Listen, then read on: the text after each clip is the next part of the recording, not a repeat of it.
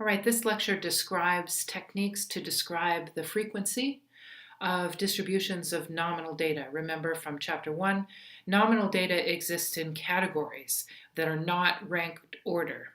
And the first part of this is identifying the categories and counting how many observations are in each category. This information provides a summary of data, and we can reveal patterns between categories. For example, we can learn what the most frequently occurring response is. We can learn what the least frequently occurring response is. And these types of things give us ideas that can be used to develop or test hypotheses later on. So here's an example from the textbook. This is table 2.1, and this table is entitled Responses of Young Boys to the Removal of a Toy. So this is the idea: there's a boy playing with a toy that's very attractive to that boy, and we want to know what's going to happen if we take it away.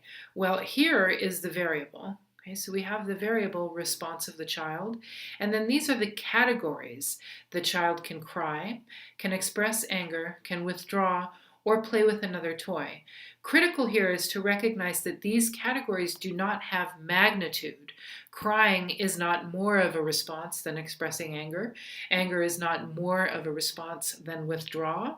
So the variable itself is response of the child, and the responses can fit into discrete categories that are not ranked ordered. Therefore, this is a nominal variable.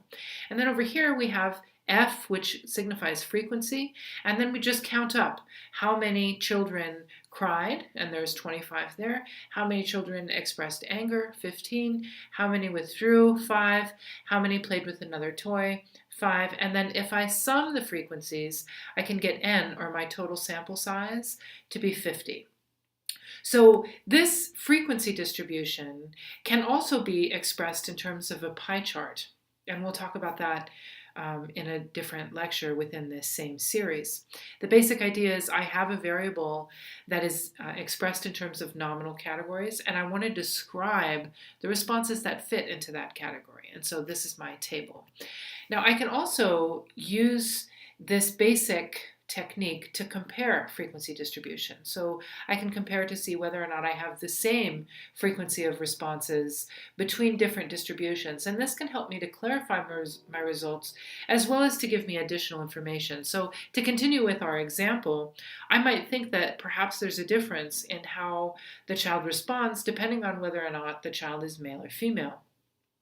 So here I have the same variable, responsive child, the same nominal categories, and now I have an additional variable, gender of the child, male versus female, and I can see that I have 25 little boys that are crying compared to 28 little girls that cry, 15 little boys express anger versus 3 females, 5 boys withdraw, 4 girls withdraw, and 5 boys play with another toy, whereas 15 girls play with another toy. And so looking at this, we can see kind of some basic patterns in the data, such that one conclusion that jumps out right away is that the expressing anger is a much more likely or much more highly observed response in little boys than it is with little girls.